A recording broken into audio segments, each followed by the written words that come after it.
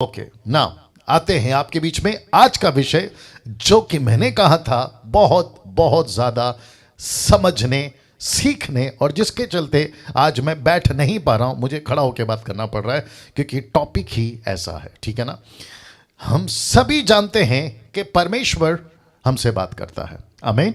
परमेश्वर लगातार जिस दिन से पृथ्वी पर पहला आदमी बना जिसका नाम है आदम, बात करता आ रहा है। उसके बाद परमेश्वर ने बातें करी हनोक से, फिर उसने बातें करी नूह से, फिर उसने बातें करी अब्राहम से, फिर उसने बातें करी इसहाक, याकूब को भी गिनती में ले सकते।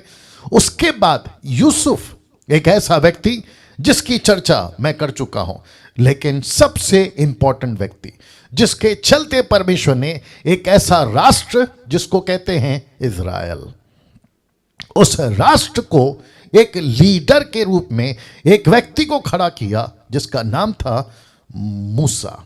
इंग्लिश में मोसेस और हिंदी में मूसा। उस व्यक्ति के द्वारा परमेश्वर बात करता गया। यस और नो जी।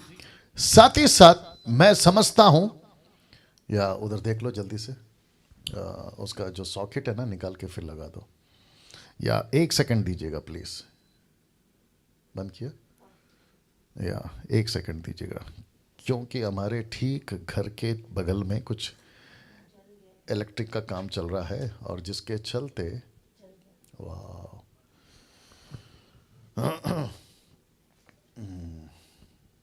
ये कैसे हो सकता है, देख लीजिएगा। अभी क्या करें?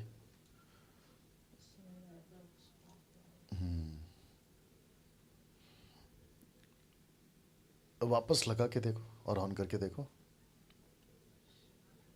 आराम से करो करो करो करो करो, देखते क्या होता है। हाँ, या thank you Lord, thank you Jesus. या ठीक है, एक सेकंड और प्लीज। ये आ रहा है? हाँ बस बस, आ जाओ आ जाओ। आप सभी जानते हैं कि सब ऑनलाइन है, सब वाईफाई पे काम चल रहा है और बहुत ज़्यादा डिपेंड रहना पड़ता है ये टेक्नोलॉजी के ऊपर। अगर एक भी पिन इधर से उधर हो जाता है तो दिक्कत हो जाती है।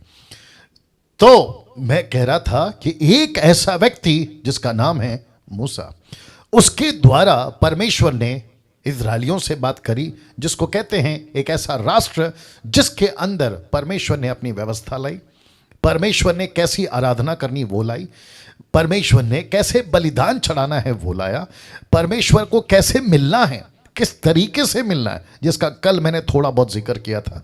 ऐसे करते करते परमेश्वर यहोवा एलोहिम पहुंचा नबियों के पास, राजाओं के पास, और फिर लिखा है, नहीं पढ़ना, मैंने डाला नहीं है, ऐसे ही बता रहा हूं। इब्रानियों की किताब 1 का 1, the book of Hebrew chapter 1 verse 1 लिखा है, बाप दादाओं से बात करते करते अंत के दिनों में वो अपने पुत्र के द्वारा, बेटे के द्वारा, जिसको हम यीशु कहते हैं, उसके द्वारा बातें की। तो वहां से लेकर, इसका मतलब है आदम से लेकर आपका नूह, आपका अब्राहम, उसके बाद जोसेफ, मोसेस, जोशुआ, फिर किंग्स, प्रॉफिट्स, और फिर करते करते करते यीशु। यीशु भी जब बात करते थे पृथ्वी के ऊपर तो उन्होंने ऐसे चेलों को सेलेक्ट करा जिसमें से एक जो बहुत ज्यादा प्रसिद्ध या फेमस था, जिसका नाम है पतरस, और उसके बाद पौलुस। उसके बाद तो मानो आपकी और मेरी तब से लेकर अब तक मुझ जैसों की, आप जैसों की, जिसको कहते हैं ना, एक बहुत बड़ी लाइन लग गई सेवकों की, दास की, दासियों की। और उसी वजह से मैं हमेशा कहता हूं, पुरुष हो या स्त्री हो, दोनों काम कर सकते हैं। अब आप लोग सोच रहे होंगे कि पास्टर डैनियल आपने इतना इसको लंबा चौड़ा क्यों खींचा। बहुत ध्यान से सुनिए। परमेश्वर जब बात करता है तो उसकी अपनी एक भाषा है, जिसको लिखा है लैंग्वेज ऑफ द बाइबल, जिसको मैं हिंदी में रख रहा हूं। बाइबल की अपनी एक भाषा है। बहुत ध्यान से सुनिएगा यूट्यूब के लोगों, मुझे ऐसा लगता है, मैं गलत भी हो सकता हूं, मुझे ऐसा लगता है कि मसीह इतिहास में पहली बार ऐसा कोई टॉपिक आपके मसीह देह में रखा जा रहा है इस डीटी के माध्यम से, जिसको कहते हैं कि बाइबल की कोई भाषा है, बाइबल की अपनी एक भाषा है। कैसे आज रखने की पूरी कोशिश करूंगा। और मैंने फर्स्ट डे कहा था, फर्स्ट एपिसोड पे, कि डैनियल राज किसी तरह से कोई भी कॉम्प्रोमाइज, गद्दारी नहीं करेगा परमेश्वर के वचन के साथ, ठीक है ना। तो आपने जैसे सुना कि बाइबल की अपनी एक भाषा है, इसका क्या मतलब है पास्टर डैनियल, आप बोलना क्या चाहते हैं? कुछ चीजें पहले रखूंगा, उसको देख लीजिएगा। तो सबसे पहले स्टेटमेंट्स, sarcastic, पैराबल्स, अपोक्लिप्टिक्स या अपोक्लिप्टिक, ऐसे कुछ शब्द आपने अक्सर सुन रखे होंगे। जितने भी बाइबल के स्कॉलर्स या जितने भी बड़े बड़े सेवक हैं, आपने कई बार मेरे मुंह से भी सुना होगा sarcastic स्टेटमेंट, अपोक्लिप्टिक जब डैनियल और रेवलेशन की किताब की स्टडी दे रहा था, पैराबल्स जो जीसस के हैं, और क्रिस्टल क्लियर स्टेटमेंट मैं हमेशा देता हूं। ऐसे शब्द जब आप सुनते हैं तो बाइबल पढ़ते वक्त में ये 4 शब्दों का 5, 6, 10 भी हो सकता था, बट मैंने इसको 4 ही रखा है, ठीक है ना। तो पढ़ते वक्त में आप जब पढ़ते हैं, आपको डिस्कशन करना है, परखना है, स्टेटमेंट कौन सा है, sarcastic कौन सा है, पैराबल्स क्या है, अपोक्लिप्टिक क्या है। ये डिस्कशन परख नहीं किया तो स्टेटमेंट को बना दोगे sarcastic को बना दोगे स्टेटमेंट, पैराबल्स को बना दोगे अपोक्लिप्टिक, और अपोक्लिप्टिक को बना दोगे पैराबल्स, इजंट इट। तो जिसके चलते आज मैं थोड़ा सा गुस्से में भी आऊंगा, क्योंकि बहुत सारे लोगों ने स्टेटमेंट को उठाकर sarcastic बना दिया और sarcastic को उठाकर, जी बोल दीजिए, स्टेटमेंट बना दिया। और जिसमें सबसे बड़ा गलती वह है जिसको कहते हैं टंग्स, अन्य भाषा। 1 कुरिन्थियों 14 अध्याय वचन 2 से लेकर 10 तक पौलुस की चाल, पौलुस की स्टाइल, पौलुस का टोन, पौलुस का तरीका अगर पता लगाओगे तो sarcastic बोलते बोलते वो बातों को कह रहा है कि तुम लोग कर क्या रहे हो, जबकि स्टेटमेंट अलग है, sarcastic अलग है, पैराबल्स अलग हैं, अपोक्लिप्टिक अलग है। लेकिन इन सब को डिस्कशन नहीं कर रही है, माफ करिएगा मेरे शब्दों को बर्दाश्त करिएगा, डिस्कशन नहीं कर रही है 21वीं सदी की मॉडर्न चर्चेस, 21वीं सदी की मॉडर्न चर्चेस। और ऐसे ऐसे प्रीचर्स, ऐसे ऐसे सेवक और ऐसे ऐसे so called bishop, reverend, apostle, doctor, degree इतनी बड़ी बड़ी है कि वो खुद ही उसके नीचे दब सकते हैं, इतनी बड़ी बड़ी डिग्री है, आप सोच नहीं सकते हैं। एक आदमी जिसको मैं जानता भी हूं, खैर नाम नहीं लूंगा, एक आदमी बिशप लगाता है, फिर डॉक्टर लगाता है, फिर अपोस्टल लगाता है, फिर रेवरेंड लगाता है, फिर लास्ट में अपना नाम डालता है।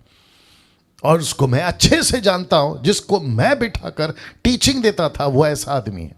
तो फिर मुझे कितना लगाना चाहिए, सोचिए।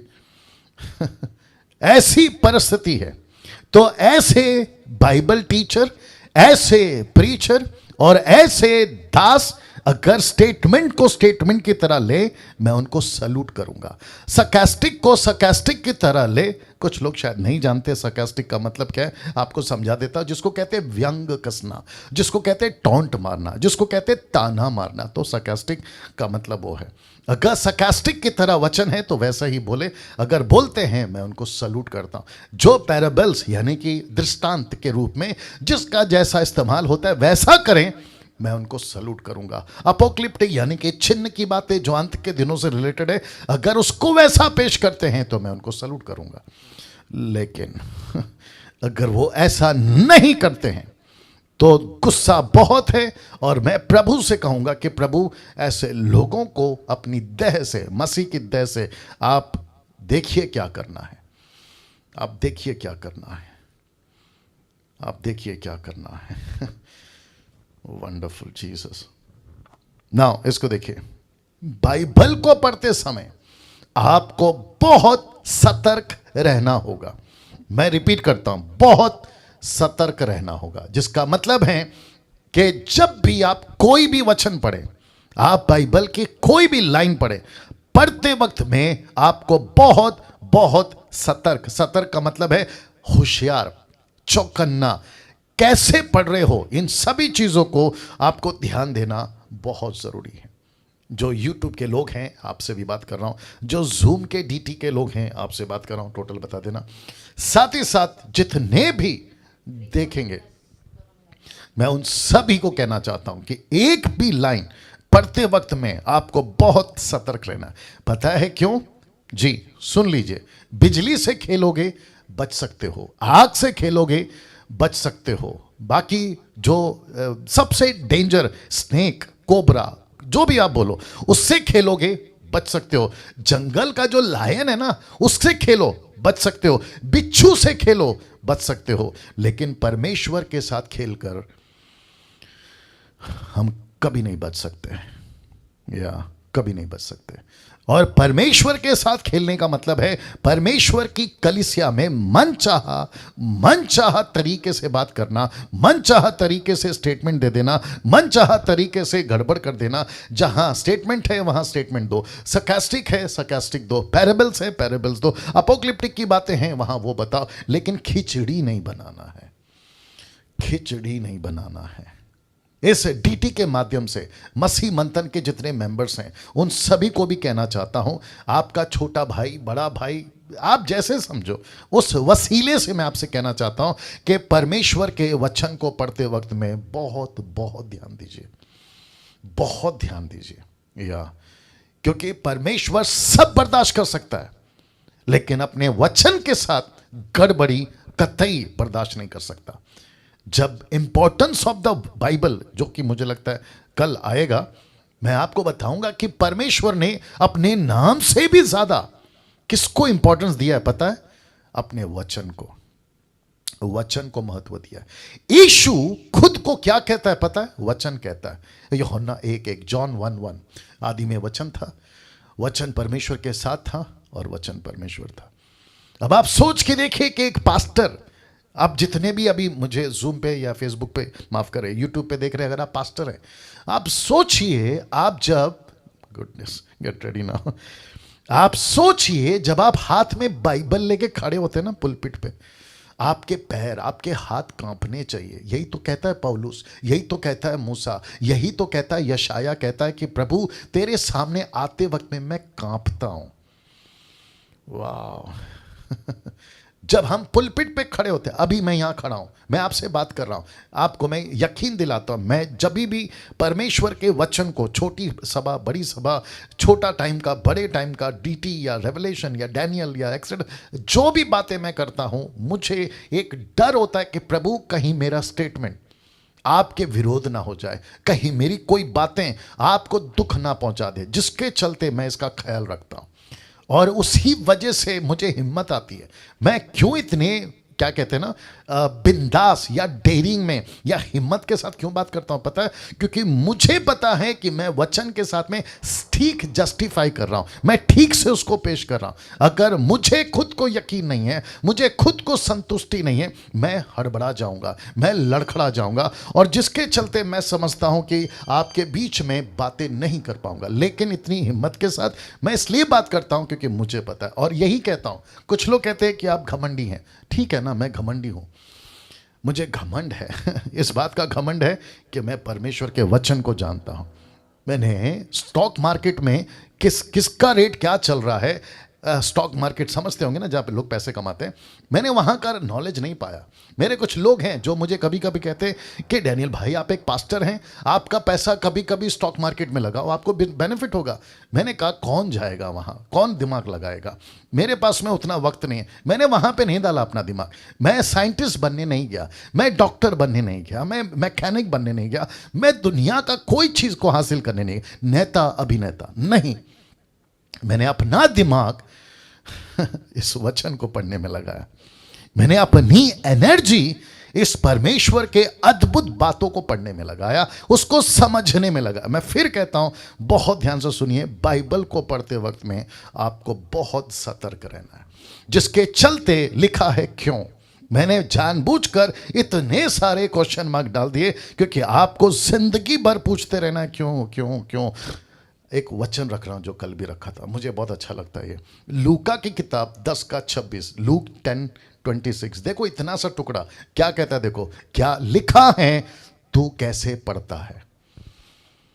बस ये हमेशा बाइबल पढ़ते वक्त में आपके जहन में, आपके दिमाग में होना चाहिए, क्या लिखा है डैनियल और तू कैसे पढ़ता है, क्या लिखा है निर्जला और तू कैसे पढ़ती है, क्या लिखा है एस्तर और तू कैसे पढ़ती है, और जितने प्रभु के दास दासी जी, क्या लिखा है। पढ़ते वक्त में खुद को पूछना है क्यों, क्योंकि आप पढ़ते वक्त में सतर्क रहते हैं। और जिसको यीशु कहता है बी केयरफुल, पता है क्यों? बहुत ध्यान से सुनिएगा, क्योंकि जैसे हम पढ़ेंगे वैसे सिखाएंगे, जैसे समझेंगे वैसे समझाएंगे, जैसे खुद को लेंगे वैसे दूसरों को देंगे। यस और नो? अगर सही ले लिया तो सही दे देंगे, अगर सही समझ लिया तो सही समझा देंगे, अगर सही तरीके से पढ़ लिया तो सही तरीके से पढ़ा देंगे, लेकिन अगर गलत कर दिया तो या सोचिए फिर क्या बेड़ा गर्क हो जाएगा। और ऐसे कितने हो गए, मैं रखूंगा आपके बीच में, आज रखूंगा मैं। बस अपने आप को तैयार करिए, मजबूत करिए, ठीक है ना। ये चित्र देख लीजिए, मैंने कोशिश करी है कि इस चित्र के माध्यम से मैं आपको समझा सकूं।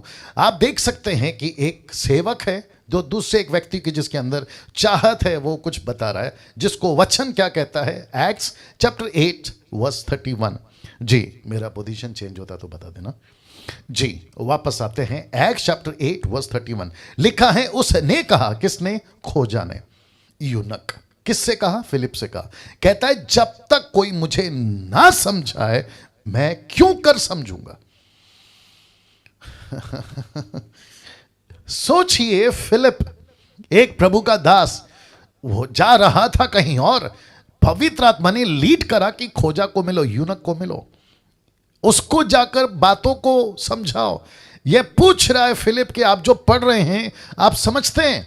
तो यूनक कहता है, खोजा कहता है, मुझे जब तक कोई नहीं समझाएगा, जीसस क्राइस्ट, मैं कैसे समझूंगा, मुझे प्लीज कोई समझाओ, मुझे कृपया करके बताओ। ये व्यक्ति कहता है मैं जानना चाहता हूं यशाया 53 क्या कहता है। ये व्यक्ति कौन है जो उफ तक नहीं कर रहा? ये व्यक्ति कौन है जिसको इतना पीटा जा रहा है? ये व्यक्ति कौन है जिसने इतना नम्र कर दिया?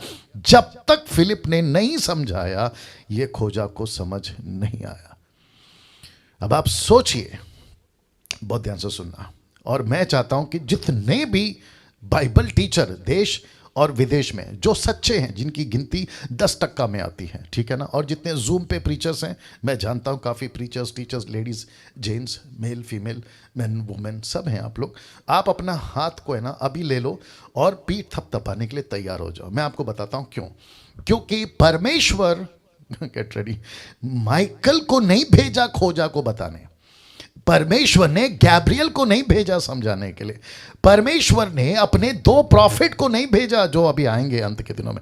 जानते हो उसने किसको चुना?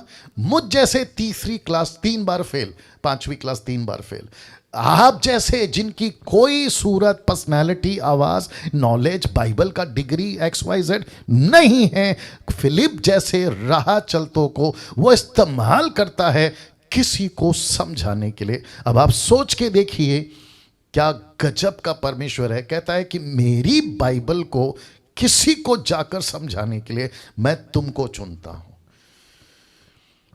वाह, सी क्या प्रेशियस, क्या कीमती और क्या मूल्यवान लोग हैं हम और आप। या इसको डाइजेस्ट करिए, इसको हजम करिए, और आपके लाइफ में, आपके जीवन में हमेशा ये बात रखना कि परमेश्वर अब अपने लोगों के द्वारा अपनी कलीसिया से बात करता है, और ऐसे लोग जो सच्चे हैं, जो खरे हैं, जो यीशु की बातों को लेकर चलते हैं, ऐसों के द्वारा वो न जाने कितने खोजाओं से बात करेगा, न जाने कितने खोजाओं से बात करेगा। ये चित्र देख लीजिए, ये चित्र देख लीजिए, ये चित्र देख लीजिए। ये चित्र मैं पहले भी रख चुका हूं, लेकिन आप देख सकते हैं ये पौलुस है, ये तिमोती है और उसके फॉलोवर्स हैं। लिखा है पौलुस की तरह आपको किसी को साथ में रखना होगा। क्यों, मैं बता देता हूं। पहला तिमोथी 5:17 जानते हो क्या लिखा है? लिखा है जो प्राचीन अच्छा प्रबंध करते हैं, विशेष करके वे जो वचन सुनाने और सिखाने में परिश्रम करते हैं, बहुत ध्यान से देखिएगा, लिखा है 2 गुने आदर के योग्य समझे जाएं।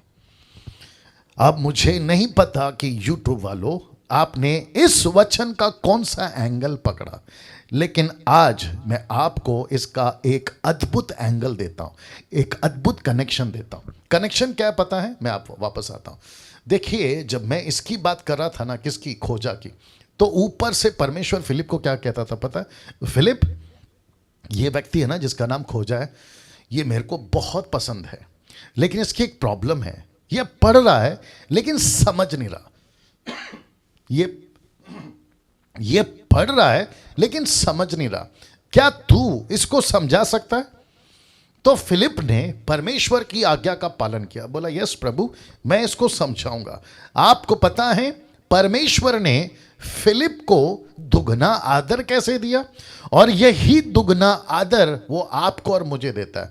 आप देखिए, जैसे ही फिलिप ने खोजा को बपतिस्मा दिया, ऐसा लिखा है कि फिलिप ऑन द स्पॉट उठा लिया गया और किसी दूसरे शहर में डाल दिया गया ताकि वो वहां प्रचार करे। इसको कहते हैं बिना किसी हेलीकॉप्टर या बिना किसी प्लेन या बिना किसी प्राइवेट जेट या बिना किसी लिफ्ट के, एलिवेटर के, ये व्यक्ति को परमेश्वर आदर देता है और इसको उठाता है। जो घंटों चल के जाना था, घोड़े पे, खच्चर पे, ना जाने क्या क्या, ऐसे चुटकी में पहुंचा देता है। परमेश्वर कहता है कि फिलिप, मैं तेरा आदर करता हूं क्योंकि तू ही एकमात्र अभी मेरा एवेंजलिस्ट है जो दूसरों को सुसमाचार सुनाएगा, जो दूसरों को वचन सुनाएगा। लिखा है जो वचन का प्रचार करते हैं, जो शिक्षा देते हैं, वो 1 नहीं 2 गुना आदर के योग्य हो।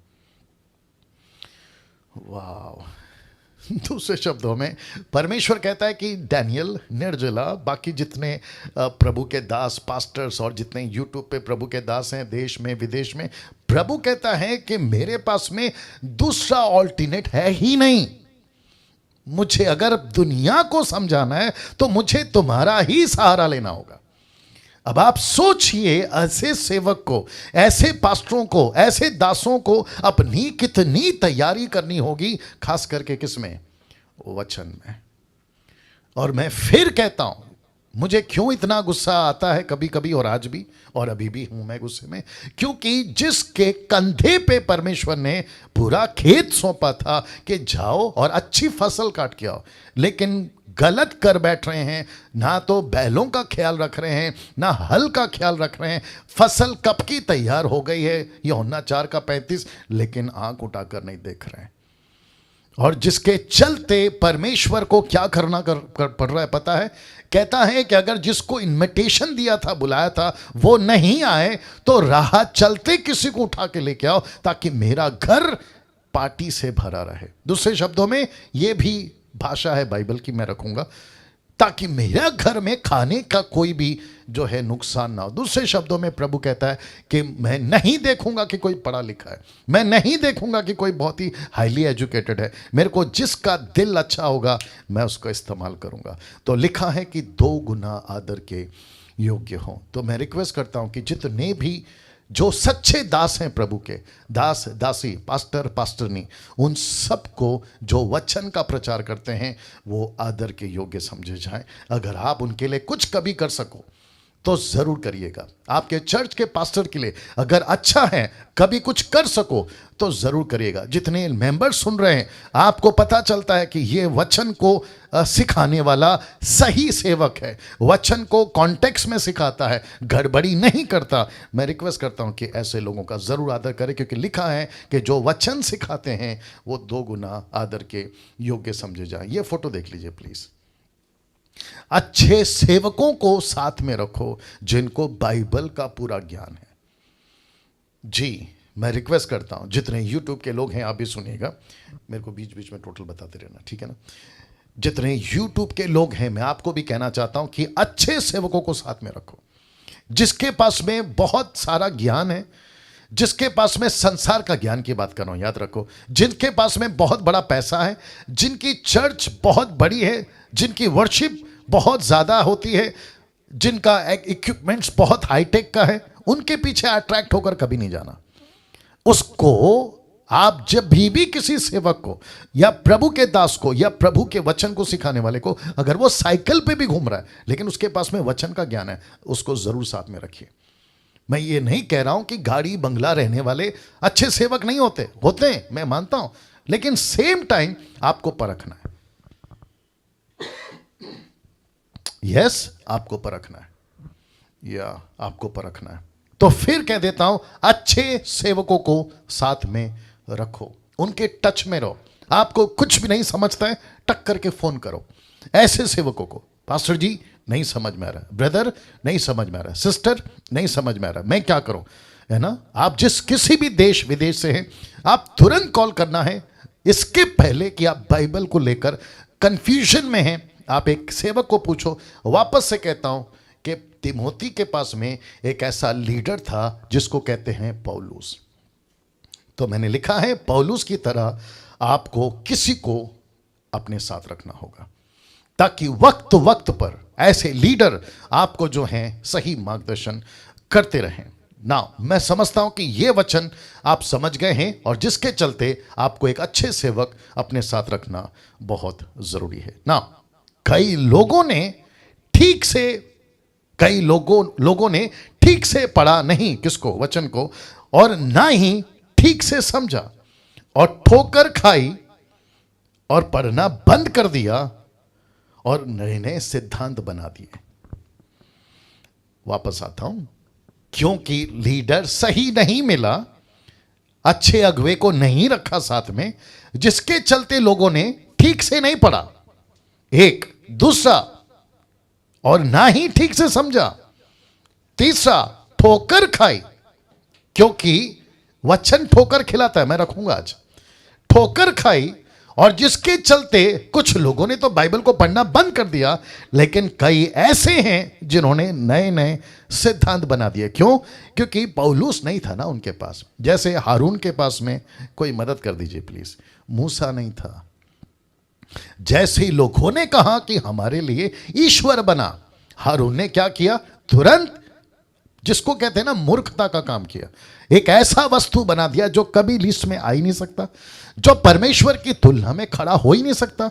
लेकिन क्यों ऐसा भटक गया? क्योंकि उसके पास में जी एक सही मार्गदर्शक नहीं था।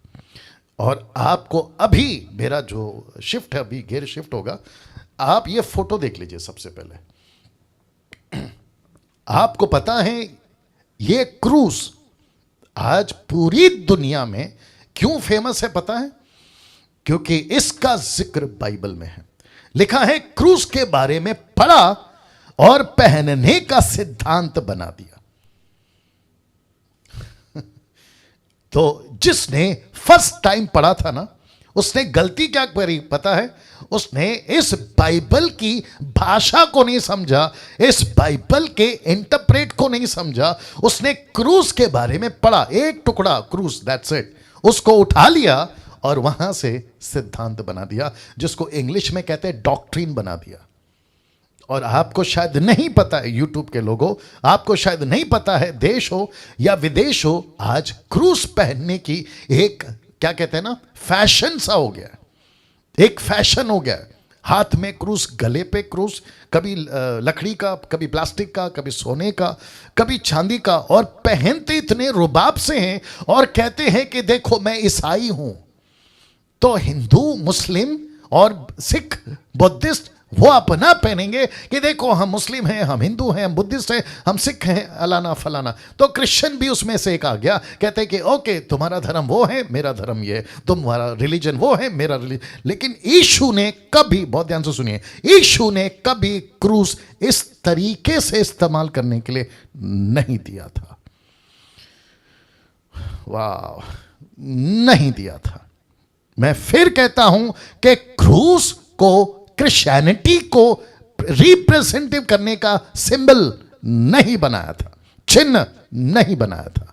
यीशु ने क्रूस का सहारा इसीलिए लिया था क्योंकि उन दिनों में जो मुजरिम होते थे, जो कत्ल करते थे, जिनको सजा मिलती थी, सजाए मौत, उनको क्रूस पे चढ़ाया जाता था, जैसे आज फांसी पे या कहीं पे सीधा शूट आउट, गोली मार दो। उन दिनों में क्रूस पे चढ़ाते थे। लेकिन क्योंकि किसी के पास में पौलुस नहीं था, किसी के पास में लीडर नहीं था, किसी के पास में ऐसा वचन को सिखाने वाला नहीं था, तो उसने क्या किया, सच्चे सेवक को साथ में नहीं रखा और बाइबल के इंटरप्रेट को, बाइबल की भाषा को गलत तरीके से लेकर ठोकर खाई, पढ़ना बंद कर दिया, नए नए सिद्धांत बना दिए और उसमें से यह है क्रूस।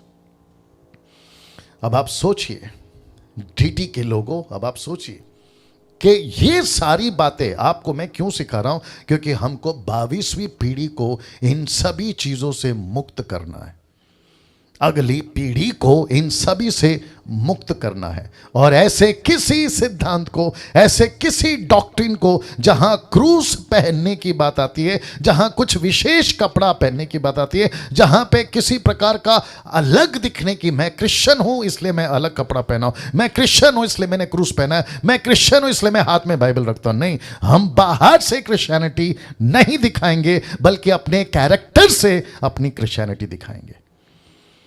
वाह, सी या नाउ ये चित्र देख लीजिए पहले, क्योंकि बहुत जोरों से अदर कंट्रीज में, वेस्टर्न कंट्रीज में ये बहुत जोरों से चल रहा है आज भी। एक वक्त था जहां मूसा ने पीतल का सांप का सहारा लिया और लोगों से कहा कि इसको देखो तो तुम बच जाओगे, फोटो देख लीजिएगा। और ऐसे ही किसी सांप का जिक्र यीशु ने किया था मरकुस के 16 के 18 में कि तुम सांपों को उठा लोगे। तो बस इतना सा टुकड़ा, क्योंकि ये बाइबल की भाषा है, बस इतना सा टुकड़ा उठाया और इसको डॉक्ट्रिन बना दिया। जानते हो क्या कहते हैं, अगर तुम ट्रू क्रिश्चियन हो तो हाथ में सांप उठा के बताओ, अगर तुम ट्रू क्रिश्चियन हो तो टंग्स में बात करके बताओ, अगर तुम ट्रू क्रिश्चियन हो तो जहर पी के बताओ। आपको शायद नहीं पता, इसको कहते हैं महामूर्खता। महामूर्खता। ऐसा किसी चीज की प्रैक्टिस यीशु ने करने को नहीं कही, ऐसा किसी चीज की सिद्धांत यीशु ने नहीं बनाया, बल्कि यीशु ने कहा जो विश्वास करेगा उसमें इनबिल्ड समझते हैं, उसके अंदर ये बातें आ जाएगी कि वो जब सुसमाचार सुनाने जाएगा तो वो दुष्ट आत्माओं को निकालेगा, नई नई भाषाओं को बोलेगा, सांपों को उठा लेगा। मतलब कॉन्टेक्स्ट को समझना होगा। ब्लैक मैजिक, जादू टोना, नाशक वस्तु, ब्लैक मैजिक, अगर खा जाए कुछ नहीं होगा, बीमारों पे हाथ रखेगा वो चंगा हो जाएगा, ये है इसका असली मतलब। लेकिन क्योंकि पौलुस नहीं है ना किसी के साथ में, पौलुस जैसा टीचर नहीं है ना किसी के पास में, खोजा के लिए जैसा फिलिप था वैसा नहीं है ना, तो ऐसे चलते, मैंने बीच में एक पोस्ट डाला था, पोस्ट पे लिखा था और डाला भी था, खुला सांड। जैसा खुला सांड होता है ना बुल, वैसे ही ये लोग हैं आजकल। किसी की नहीं सुनते, किसी की बातों को नहीं समझना चाहते। जैसा दिल में बाइबल में लिखा है इसलिए मैं करूंगा, बाइबल कहती है इसलिए मैं चलूंगा। See this. अब आप सोचिए, यीशु ने अपने चेलों को कहा, यूहन्ना की किताब आई थिंक उसका माफ करें, लूका की किताब उसका 19 का 32-34 तक में यीशु ने कहा कि मुझे उसकी ज़रूरत है। दरअसल में वो एक गधा था, मुझे उसकी ज़रूरत है, डोंकी। तो किसी ने कहा ये मेरे बारे में है, मुझे उसकी ज़रूरत है, क्योंकि यीशु ने मुझे चुना तो मुझे उसकी ज़रूरत है। तो उसको समझाना पड़ा, भाई हर जगह पे अपना नाम मत डाला कर, क्योंकि वो गधे की बात हो रही है। आगे आप समझदार हैं। कई बार वचन को हम पढ़ते हैं आगे पीछे ऊपर नीचे नहीं पढ़ते, जिसका मैंने कल भी बहुत जिक्र किया और आगे भी करूंगा। तो इस वचन का एक टुकड़ा जहां लिखा है सांपों को उठा लेंगे, तो उठा लिए देखो, और ऐसे उठाने के चक्कर में क्या कहते हैं, कोबरा और फिर न जाने कितने जहरीले सांप ने लोगों को डसा है, उनकी मौत हो गई है, और जिसके चलते कहते हैं कि इनका विश्वास अच्छा नहीं था इसलिए ये मर गया। गजब है यार, हद हो गई। अब ऐसे लोगों के साथ ये इसलिए हो रहा है क्योंकि इनको मेंटर, इनको पौलुस, इनको सही सिखाने वाला, जो वचन की शिक्षा देते हैं ना, जो बाइबल की बातों को सिखाते हैं, वो नहीं होने के चलते ये परिणाम है। अब ये फोटो देख लीजिए पहले, और साथ ही साथ ये फोटो। अब आप लोग समझ गए होंगे, जी हाँ, इसको कहते हैं कि यीशु मसीह 40 दिन उपवास फास्टिंग में गए थे। बस इतना सा टुकड़ा वहां से उठा लिया और फास्टिंग के बारे में पढ़ा और फास्टिंग शुरू। अब आप सोचिए आप सोचिए, ऐसे लोग हैं, वचन को पढ़ते हैं, कुछ छोटा सा पोर्शन उठाते हैं, उसकी डॉक्ट्रिन बनाते हैं। वो इसलिए बनाते हैं क्योंकि उनके पास में फिलिप के जैसा समझाने वाला नहीं था, पौलुस के जैसा समझाने वाला नहीं था, और जिसके चलते ऐसी डॉक्ट्रिन बनना शुरू हो जाती है। और आप लोगों को पता है कि अभी जो चल रहा है लेंथ डे, बहुत जोरों से चल रहा है, और मुझे नहीं पता कि इसको कहते हैं आसमान से गिरे, जी किसी को पता होगा, खजूर में अटके। ये ऐसे थे जब संसारिक थे तो भी बंधन में, आत्मिक में है तो भी बंधन में, जब बाहर थे तो भी रिचुअल फॉलो करते थे। अब मसीह में है, स्वतंत्र हो गए, लेकिन नहीं, अपनी अपनी रिचुअल्स बना रहे। कभी यहूदियों का फेस्टिवल, तो कभी क्रिसमस को एक फेस्टिवल, गुड फ्राइडे को एक फेस्टिवल, या फिर ईस्टर संडे को, अरे बाप रे। और अभी फास्टिंग बहुत जोरों में। और साथ ही साथ कुछ मूर्ख लोगों ने, मुझे माफ करिए मैं गुस्से में हूं, कुछ मूर्ख लोगों ने इसकी तो ऐसी टीचिंग दी है कि जब तक फास्टिंग नहीं करोगे आपको पवित्र आत्मा का दान नहीं मिलेगा। Can you believe this? इसको टोटल नॉनसेंस कहते हैं, इसको टोटल नॉनसेंस कहते हैं। वापस आता हूं, बल्कि बाइबल कहती है 1 कुरिन्थियों 12 अध्याय में, पवित्र आत्मा डिसाइड करता है। First Corinthians chapter 12 verse 11 and 10 से 11 तक वो कहता है कि पवित्र आत्मा डिसाइड करेगा कि किसको कौन सा दान देना है, डैनियल और आप नहीं। Can you believe this? अच्छा, जब फास्टिंग करके नहीं मिलता है, इनकी इच्छा पूरी नहीं होती है, ये बैकस्लाइड तक हो जाते हैं। फिर प्रार्थना ठंडा, प्रार्थना का जीवन ठंडा। मैंने इतना उपवास किया, मेरे शरीर को कमजोर कर लिया, मैं खाना खाने के लिए इतना बेचैन था, लेकिन प्रभु तेरे लिए मैंने वो तक त्यागा। लेकिन तू कैसा निर्दयी है, तू कैसा कठोर है, मेरी 40 दिन की फास्टिंग को आपने रिस्पेक्ट नहीं किया। आज के बाद में मैं बाइबल नहीं पढ़ूंगा, प्रार्थना नहीं करूंगा, XYZ। अब बताइए, इसको ठोकर कौन खिला रहा है? ऐसे लोग जो ऐसा प्रचार करते हैं कि जब तक तुम फास्टिंग नहीं करोगे आपका आत्मिक जीवन ठीक नहीं होगा। तो मैं कितनों को जानता हूं, क्योंकि मसीह मार्केट में 28 साल से हूं, मैं कितनों को जानता हूं जो कितना भी फास्टिंग कर ले, लेकिन जिंदगी वही चल रही है, वही पॉर्न वीडियोस, वही उल्टी सीधे गालियां, वही झगड़ा, वही पैसे का लालच, वही संसार का जीवन, वही थिएटर में जाके 3 घंटा बैठ के आते हैं। क्या फर्क पड़ गया बताइए? तो इसको कहते हैं बाइबल की भाषा को नहीं समझे। मैं और रखूंगा। ये चित्र देख लीजिए आप लोग, वर्शिपिंग मैरी, मरियम की पूजा। दरअसल कहां से शुरू हुआ? यहां से, लूका 1 का 43, लूक 1:43। बहुत ध्यान से देखिएगा, मजा आएगा आप लोगों को, ठीक है ना? और आपको शायद पता नहीं है, बात करते करते आधा घंटा हो गया, पता तक नहीं चला, है ना? देखिए लिखा है, यह अनुग्रह, कौन कह रही है? उसकी मां जिसका नाम है यूहन्ना, एलिस्बा कहती है, यह अनुग्रह मुझे कहां से हुआ? बहुत ध्यान से सुनना, कि मेरे प्रभु की माता। Can you believe this? कहती है मेरे प्रभु की माता मेरे पास आई है। बस ये इतना सा टुकड़ा, मेरे प्रभु की माता। उसके बाद से जो कॉन्सेप्ट शुरू है ना कैथलिक वालों का, कि जब तक मरियम से प्रार्थना नहीं करेंगे तब तक बेटे से मांग के कोई फायदा नहीं है। तो बेटे के पास बाद में जाओ, लेकिन मां के पास पहले आओ।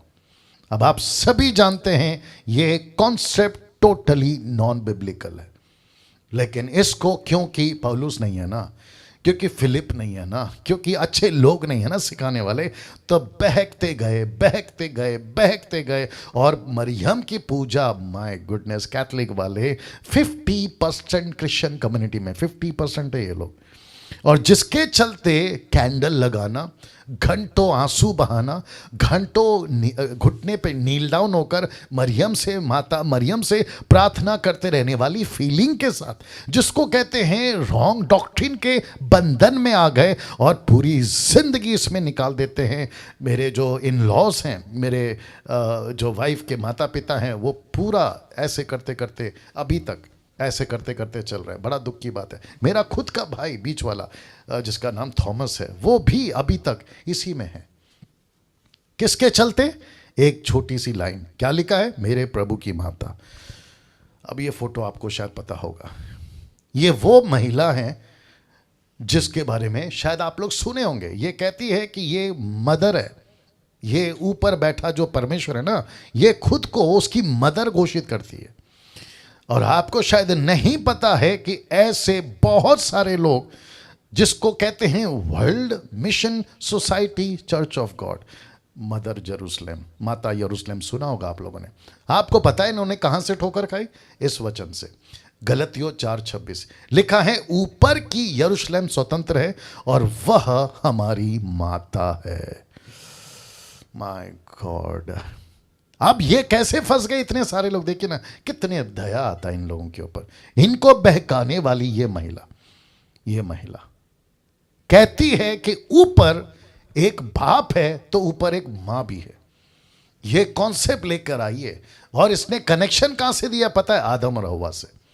कहते जैसे परमेश्वर ने पुरुष और स्त्री को बनाया, वैसे ही परमेश्वर भी ऊपर एक पुरुष और एक स्त्री है, और मैं वो मां हूं, और तुम लोग ये कॉन्सेप्ट को लेके चलो। और आपको पता है टोटली नॉनसेंस है ये, और जिसके चलते बहुत बड़ा तबका आज भी बहुत जोरों से इनका काम चल रहा है। अगर कोई यूट्यूब पे, जूम पे अगर इनको कोई फॉलो करता है, मैं रिक्वेस्ट करता हूं कि अनफॉलो करो, अनसब्सक्राइब करो, जाना बंद करो, इनको घर पे बुलाना बंद करो, क्योंकि ये तो डूबेंगे नहीं, डूब चुके हैं, तुमको भी ले डूबेंगे और बेड़ा गर्क हो जाएगा ना। इसको देखिए, बहुत ध्यान से समझना है। अब यहां से अब हम दूसरी शिफ्ट पे जा रहे हैं। जब भी आप बाइबल को पढ़ते हो तो आपको एक अलग भाषा पढ़ने को मिलती होगी। मैं जब पढ़ता हूं मुझे मिलती है। मैं जब पढ़ता था, शुरुआत के दिनों की बात कर रहा हूं, मुझे बहुत मिली थी, जैसे कि आप लोगों को भी मिली होगी। जैसे कि ये क्या कहते हैं ना, एग्जाम्पल के रूप में आपके लिए फोटो रखा है, जिसको यूहन्ना की किताब 15:1 क्या कहता है? देखो, the book of John chapter 15:1 क्या कहता है? देखो, सच्ची दाखलता मैं हूं, मेरा पिता किसान है। ये कौन सी भाषा है? ये कौन सी भाषा है? कैसे बोल सकते हैं ये भाषा को? कैसे एक्सेप्ट कर सकते हैं ये भाषा को? मुझे तो शुक्र मनाना है ऐसे लोगों का कि किसी ने परमेश्वर को अंगूर नहीं बनाया अभी तक। मुझे शुक्र बनाना है उन लोगों का कि किसी ने अंगूर की डाली को वर्शिप करना शुरू नहीं किया, क्योंकि कितना सटीक लिखा है। देखो, सच्ची दाखलता मैं हूं और मेरा पिता किसान है। और मुझे इस बात का भी खुशी है कि किसी ने परमेश्वर को अभी तक किसान नहीं बोला। और मुझे नहीं पता अगली 22वीं 23वीं पीढ़ी में अगर ऐसा कोई वाले आ भी गए कि परमेश्वर नहीं है, वो अंगूर है, ऐसे बोलने वाले भी आ जाएंगे। ये वचन देखिए, मैं दाखलता हूं, तुम डालियां हो। ये कौन सी भाषा है? ये कौन सी भाषा है? सोच के देखिए आप। जबकि परमेश्वर कहता है अपने आप को रखने के लिए, परमेश्वर ये तरीके से, मैंने शुरुआत कहां से करी? आदम से बात किया, हनोक से बात किया, नूह से बात किया, मूसा से, अब्राहम से, इसहाक, याकूब, मोसे, जोसेफ, मोसेस, फिर उसके बाद में कई लोगों तक, और यीशु, पतरस और यूहन्ना, पौलुस। अब आप देखिए, ऐसे तरीके से परमेश्वर बात करता है। लेकिन समझने के लिए फिलिप कहता है मैं समझाऊंगा, पौलुस कहता है मैं समझाऊंगा। और इसीलिए परमेश्वर कहता है कि उनको डबल रिस्पेक्ट करो, जो तुमको अंगूर का अंगूर और परमेश्वर का परमेश्वर करके बताते हैं। वाह!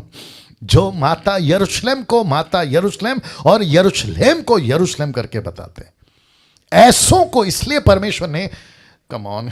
इसीलिए परमेश्वर ने मिनिस्ट्री में 5 प्रकार की सेविकाएं रखी है। एक है अपोस्तल, दूसरा है प्रॉफिट, तीसरा है एवेंजलिस्ट, चौथा है पास्टर, और आखिरी वाला बहुत इंपॉर्टेंट है जिसको कहते हैं टीचर, उपदेशक। यस, या। अब आप सोचिए, क्या ऐसी भाषा को समझने के लिए आपको और मुझे मेहनत नहीं करनी है? करनी है। परमेश्वर ये क्या है?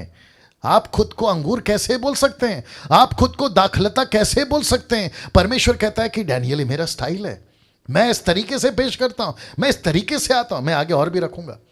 लेकिन बुद्धि दी है। पवित्र आत्मा के 9 वरदान का पहला 2 वरदान का नाम ही बुद्धि और ज्ञान है। बुद्धि और ज्ञान है। क्यों?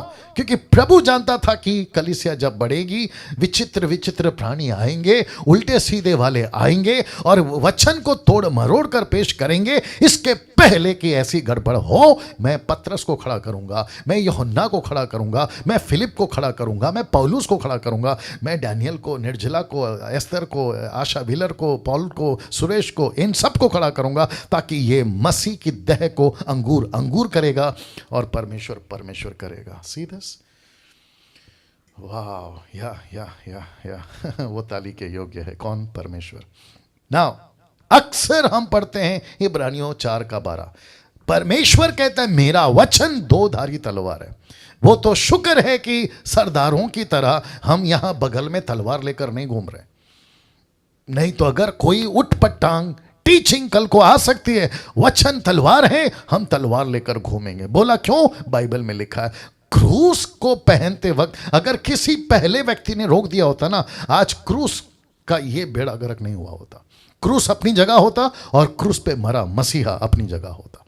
लेकिन आज मिक्स कर दिया है। मसीहा पीछे चला गया, क्रूस आगे आ गया। यीशु पीछे चला गया, उसकी मां आगे आ गई।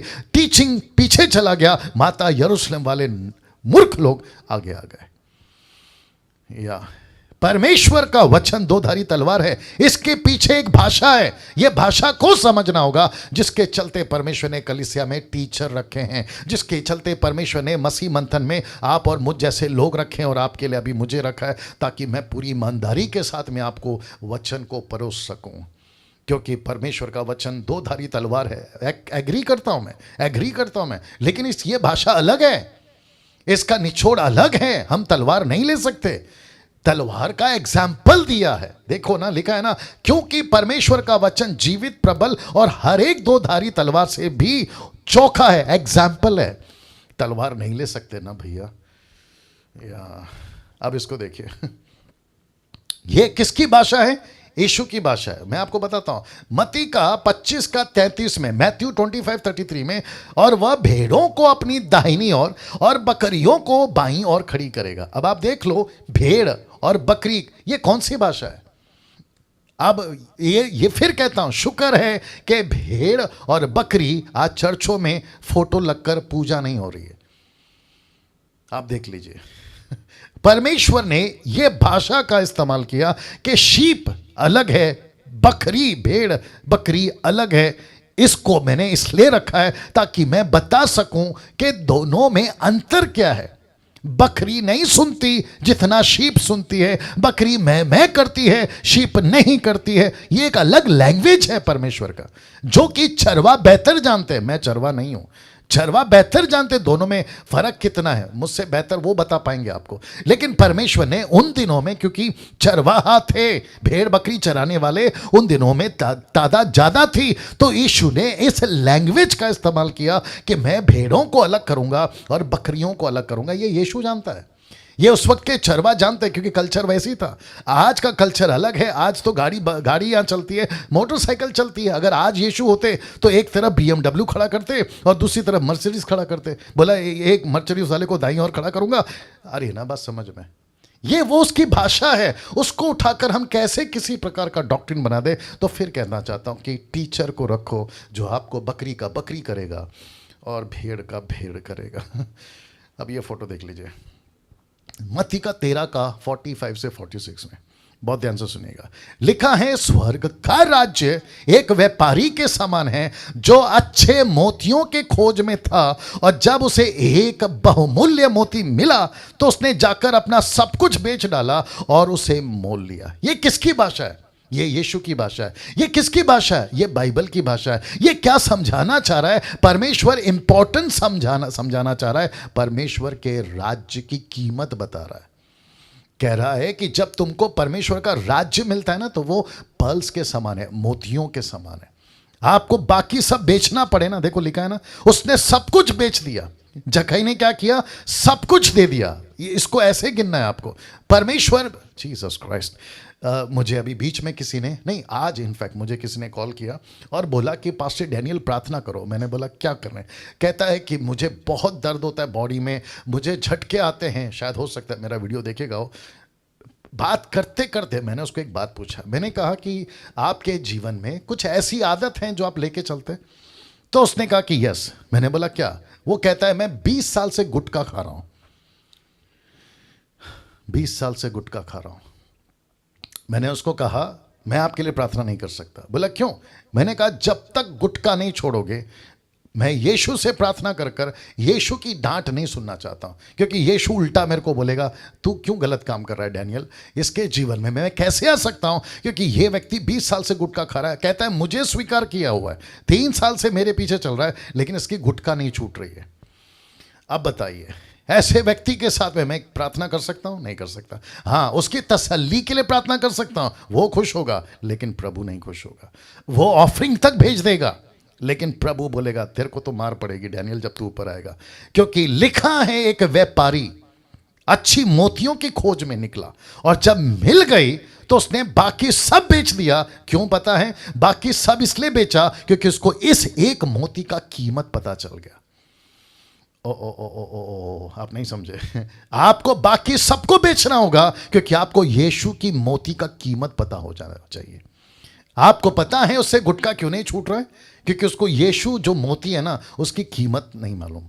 आपको पता है किसी किसी का दारू नहीं छूट रहा है क्योंकि उसको यीशु का जो है ना मोती, उसकी कीमत नहीं पता। आपको पता है कई लोगों की गर्लफ्रेंड बॉयफ्रेंड नहीं छूट रही है क्योंकि उसको मोती का वैल्यू नहीं पता है। कौन? यीशु। आपको पता है कईयों के एक्स्ट्रा मैरिटल अफेयर नहीं छूट रहे हैं क्योंकि उनको वैल्यू नहीं पता है कि उसको क्या मिला है, मोती मिला है। वाह, सी। कुछ लोग कहते हैं मेरे से पाप नहीं छूट रहा, मेरे से झूठ नहीं छूट रहा, मैं कैसे इसको अलग करूं? तो परमेश्वर कहता है कि देख बेटा, इसको देख, ये एक ऐसा व्यापारी है, जब इसको मोती मिली, कौन सी? बहुमूल्य, बहुमूल्य, बहुत कीमती, इसने अपना सब कुछ बेच दिया और उसको खरीद लिया। सी, क्या ऐसा लाइफ, क्या ऐसी भाषा, ऐसी टीचिंग कौन देता है? यीशु के टीचर्स, यीशु के प्रीचर्स, जिसको उसने मसीह की देह में रखा है। मैं फिर कहता हूं, अच्छे टीचर को साथ में रखो, अच्छे टीचर को साथ में रखो। और यही कारण है कि हमने मसीह मंथन खोला है पूरे मसीह समाज के लिए, देश में नहीं विदेशों में भी। इसलिए नाम रखा है मसीह मंथन वर्ल्ड ग्रुप। आपका मैं वेलकम करता हूं। अगर आपको हम मसीह मंथन वाले, आपको यीशु की तरह सही शिक्षा देने वाले, पौलुस की तरह सही शिक्षा देने वाले, पतरस की तरह सही शिक्षा देने वाले लग रहे हैं, आपका स्वागत है। आइए हमसे जुड़िए और मिलकर मसीह की देह को तैयार करेंगे। या ना मत्ती 7:6 में वापस यही मोती आ गया। देखो क्या लिखा है, पवित्र वस्तु कुत्तों को ना दो और अपने मोती सूअरों के को आगे मत डालो, ऐसा ना हो कि वे उन्हें पांव तले रौंद दे और पलट कर तुमको फाड़ डाले। कौन सी भाषा है? कुत्ता किसको कह रहा है? सूअर किसको कह रहा है? मोती किसको कह रहा है? यह भाषा है बाइबल की। अगर पढ़ते पढ़ते ये भाषा को नहीं समझे तो गड़बड़ कर बैठोगे। कहोगे कि परमेश्वर किसी को कुत्ता बोल रहा है, क्यों कुत्ता बोल रहा है पता लगाओ। परमेश्वर किसी को सूअर बोल रहा है तो क्यों बोल रहा है पता लगाओ, क्योंकि परमेश्वर को कोई दिलचस्पी नहीं है तुमको कुत्ता और सूअर बुलाने में। तुम्हारी हरकतों के चलते ये बात को बोल रहा है। और प्रभु कहता है कि मेरी मोती कुत्तों के आगे मत डालो, क्योंकि ये व्यापारी नहीं है। सीधे इसको कदर नहीं है मोती की। अगर इसको कदर होती ना तो ये सब कुछ बेच देता। ये जीसस क्राइस्ट, ये कुत्ता है इसके लिए इसको मोती की कदर नहीं, ये सूअर है इसके लिए इसको मोती की कदर नहीं है। आज कितने सारे ऐसे लोग हैं, यूट्यूब के लोगों, तुम भी सुनो, तुमको यीशु जैसा मोती मिल गया है लेकिन तुम्हारी सिगरेट नहीं छूट रही है, तुम कुत्ते हो। तुमको मोती जैसा यीशु मिल गया लेकिन तुमसे दारू नहीं छूट रही है, तुम सूअर हो। तुमको मोती जैसा यीशु मिल गया लेकिन गंदगी की जिंदगी नहीं छूट रही है, तुम सूअर और कुत्ते। इसलिए तो लिखा है ना कि मोतियों को सूअर और कुत्तों के आगे मत डालो। कैसा लग रहा है अजय का सब? कैसा लग रहा है? ऐसा चुपचाप नहीं बैठना ना, हाथ मुंह पे रख के रिएक्ट करो, रिएक्ट करो। हाँ, वाह, जीसस क्राइस्ट। इसमें पानी डालना, थोड़ा सा गर्म पानी डालना, इसी में डाल देना। ओके, ठीक है। चलिए, मैं आशा करता हूं कि आप लोग अभी तक बातों को समझ रहे हैं, आमीन। और साथ ही साथ आप लोग सीख रहे हैं, समझ रहे हैं। ये है लैंग्वेज। अब तक कैसे पढ़ते थे? टक टक टक टक टक टक। क्यों? फिलिप नहीं था ना, क्यों पौलुस नहीं था ना तिमोथी के लिए। वैसे ही अब परमेश्वर ने इस डीटी को लाया है, इसका पूरा फायदा उठाइए। नाउ इसको देखिए, मत्ती 5:13 में कहता है तुम पृथ्वी के नमक हो। मत्ती 5:14 में कहता है तुम जगत की ज्योति हो। ये कौन सी भाषा है? ये बाइबल की भाषा है। हम नमक कैसे हो सकते हैं, है ना? हम ज्योति कैसे हो सकते हैं? लेकिन प्रभु कहता है कि नहीं, मैंने तुमको जगत का नमक बोला है, मैंने तुमको जगत की ज्योति बोला। ये मेरी लैंग्वेज है, ये मेरी भाषा है, ये बाइबल की भाषा है जिसको समझना होगा। और समझाने के लिए मैंने बाइबल के टीचरों को रखा है। गड़बड़ नहीं करना, नहीं तो माता यरूशलेम फिर तैयार हो जाएगी, मदर मैरी फिर तैयार हो जाएगी, और न जाने कितने सारे कल्ट ग्रुप फिर तैयार हो जाएंगे, और जिसके चलते मसीह की देह बेड़ा गर्क हो जाएगी ना। मत्ती का 13:38 क्या कहता है? खेत संसार है। कैसे हो सकता है संसार खेत? फिर कहता है अच्छा बीज राज्य की संतान है और जंगली बीज दुष्ट की संतान है। ये किसकी भाषा है? ये बाइबल की भाषा है। पढ़ते वक्त में ये आएगा, पढ़ते वक्त में आपको मिलेगा। पढ़ते पढ़ते पता चलता है खेत संसार कैसे। तो प्रभु संसार को कैसे देखता है? खेत की तरह। अच्छा बीज किसको देखता है? जो परमेश्वर के लोग। बुरा बीज किसको देखता है? जो दुष्ट के लोग हैं। ये दोनों के दोनों, ये दोनों बीज आपको एक ही खेत में मिलेंगे, जिसको कहते हैं जी संसार। राइट जाओ तो मिलेंगे, लेफ्ट जाओ तो मिलेंगे, यहां जाओ तो मिलेंगे, शॉपिंग मॉल में जाओ तो मिलेंगे। अच्छा कभी कभी लोग कहते हैं कि प्रभु ये दुष्टों को हटा क्यों नहीं देता? परमेश्वर कहता कैसे हटाऊं? पूरा खेत में लगे पड़े हैं और तब तक नहीं काट सकते जब तक कटनी का समय नहीं आएगा। ये साथ में चलेंगे, लेकिन हमको क्या करना है पता है? हमको इनके बीच में रहना है, लेकिन इनके जैसा नहीं बनना है। वापस बोलना पड़ेगा। हमको इनके बीच में रहना है, लेकिन इनके जैसा नहीं बनना है। हमारे चारों तरफ संसार है, बहुत ध्यान से सुनना। हमारे चारों तरफ संसार है। पिक्चर के गाने हैं, संसार की बातें हैं, झूठ है, गालियां हैं, धोखा है, क्या कहते हैं, घूस है, भ्रष्टाचार है। उसके बीच में आप जगत की ज्योति हैं, उसके बीच में आप नमक हैं, उसके बीच में आप अच्छा बीज हैं। ऐसे जीना है, यीशु ने कहा ऐसे जीना है। क्या करूं, और एक बोलने का इच्छा हो रहा है, बोल देता हूं। बीच में किसी ने मुझे कॉल किया, नाम नहीं बताऊंगा, शहर का नाम नहीं बताऊंगा। मुझे कहा कि पास्टर डैनियल थोड़ा सा झूठ बोलना पड़ता है। क्या बोलना पड़ता है? थोड़ा सा झूठ बोलना पड़ता है। अच्छा अगर आपने थोड़ा सा भी नमक में, आपका अंदर से नमक निकल गया तो आप किसी के स्वादिष्ट बनेंगे? थोड़ा सा नमक निकल गया, नहीं बन सकते। आप जगत की ज्योति हैं, थोड़ा सा अंधकार आ गया, आपको लाइट बोल सकते? नहीं बोल सकते। राज्य के अच्छे बीज हैं आप, लेकिन थोड़ा सा बुरा बीज आ गया, आपको पता है एक डाली कौन सी निकलेगी? बुरा वाला। सोच के देखिए आप। तो दूसरे शब्दों में, कहीं से भी, किसी भी तरीके से कोई भी गुंजाइश या किसी भी तरीके से कोई भी रास्ता नहीं है। नमक हो तो नमक की तरह जियो, ज्योति हो तो ज्योति की तरह जियो, राज्य की संतान हो तो राज्य की संतान की तरह जियो। That's it. आप कहोगे छोटा सा झूठ, थोड़ी सी गलती, कभी कभी वाला पाप चलता है। क्या करूं, और एक आ गया। सुनो सुनो सुनो, मेरा एक दोस्त है, बहुत ध्यान से सुनना। वो कहते हैं कि जिस कंट्री में हम रहते हैं वहां बर्फ बहुत गिरती है। अच्छा, मैंने बोला तो बोलना क्या चाहते हैं? कहते हैं कि कभी कभी वाइन पी लेना चाहिए। हद हो गई साहब। बर्फ गिरते थे पौलुस के टाइम पे भी, बर्फ गिरती थी पतरस के टाइम पे भी, ठंड लगती थी यीशु के टाइम पे भी, उन पहली सदी के लोगों में भी ठंड होती थी। तो क्या सबके सब दारूबाज बन गए थे? क्या क्या क्या बोलते हो, कैसे बोल लेते हो यार? तुम बर्फ गिर रही है इसलिए हम थोड़ा सा वाइन पी लेते हैं, तुमको बहाना चाहिए वो बोलो, पीने वाले को बहाना चाहिए। और ये ना बात समझ में सी ना, इस विषय को समझना बहुत जरूरी है। किसको? ये सारी बातों को, और अभी तक जो मैंने बताया बहुत जरूरी है। जरा ध्यान दीजिएगा, क्योंकि इब्रानियों किताब उसका 5:13, अब जरा ध्यान दीजिएगा, मजा आएगा, ठीक है ना। लिखा है क्योंकि दूध पीने वाले बच्चों को तो वो देखो, रिलीजियस नहीं लिखा है, धर्म नहीं लिखा है, लिखा है धर्म के वचन की पहचान। ओ ओ ओ ओ, आप नहीं समझे अभी भी। ये जो बच्चे हैं ना, ये बच्चे क्यों हैं मालूम है? ये बाइबल की भाषा को नहीं पकड़ पा रहे। कुत्ता को कुत्ता ही समझ रहे हैं, सुअर को सुअर ही समझ रहे हैं, माता मरियम को माता मरियम ही समझ रहे हैं, अंगूर को अंगूर ही समझ रहे हैं, लेकिन ये वचन को टैली नहीं कर पा रहे, वचन को परख नहीं पा रहे, वचन की भाषा को समझ नहीं पा रहे, इसलिए बच्चे हैं। See this। तो मुझको और आपको क्या बनना है? इस दूध पीते वाले बच्चे की अवस्था से बाहर निकलकर, इस उम्र से बाहर निकलकर हमको श्याना बनना है, मैच्योर बनना है, परिपक्व बनना है। और जहां पे पौलुस अपेक्षा करता है कि वक्त के हिसाब से तो तुमको गुरु वर्ड है ना, बहुत बड़ी बात है, जिसको कहते हैं टीचर, जिसको कहते हैं दूसरों को सिखाने वाला, लेकिन खुद ही दूध पीने वाला बच्चा। किस में? वचन में, वचन में। वाह। मेरी इच्छा क्या है पता है? मसीह मंथन के डीटी के जितने भी मेंबर्स जो मुझे सुन रहे हैं कई समयों से, आप सब के सब है ना एक्सपर्ट, जिसको कहते हैं ना एक्सपर्ट, वचन के ढाई से टक टक टक।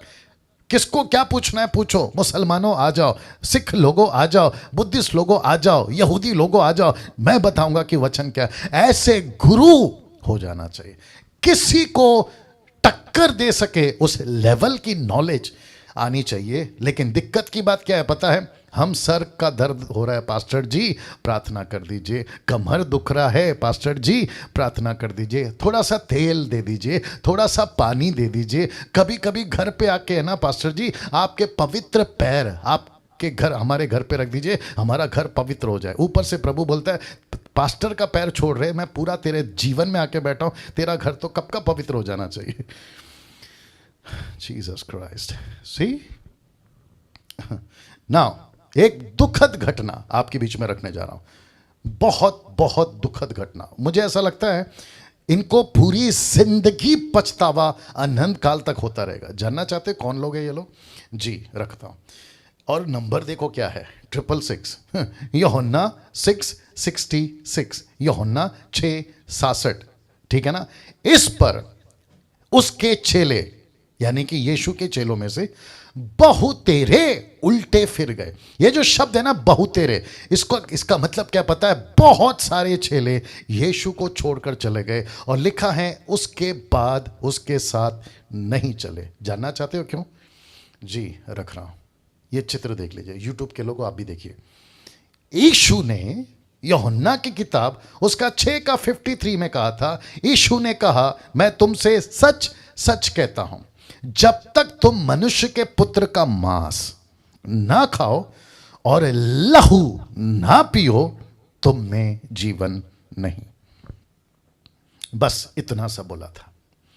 तो जीसस क्राइस्ट, जो पीछे चले गए ना, मूर्ख टाइप के लोग जो पीछे चले गए ना, यीशु की भाषा को नहीं समझे, यीशु की बाइबल की भाषा को नहीं समझे, यीशु के तरीके को नहीं समझे, वो कहने लगे हम कैसे किसी का मांस खा सकते, हम कैसे किसी का लहू पी सकते। दरअसल यीशु कह रहा था मेरा मांस मेरा लहू का मतलब है प्रभु भोज, जिसको पौलुस को स्पष्ट बताया कि दाखरस और रोटी, जिसका जिक्र मैंने पिछले संडे हम सब ने लिया भी है ना, ये इसकी बात थी।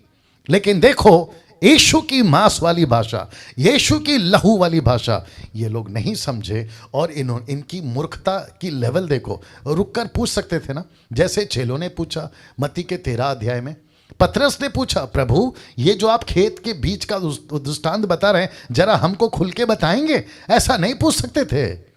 पूछ सकते थे ना, लेकिन नहीं पूछे। मूर्खता देखो।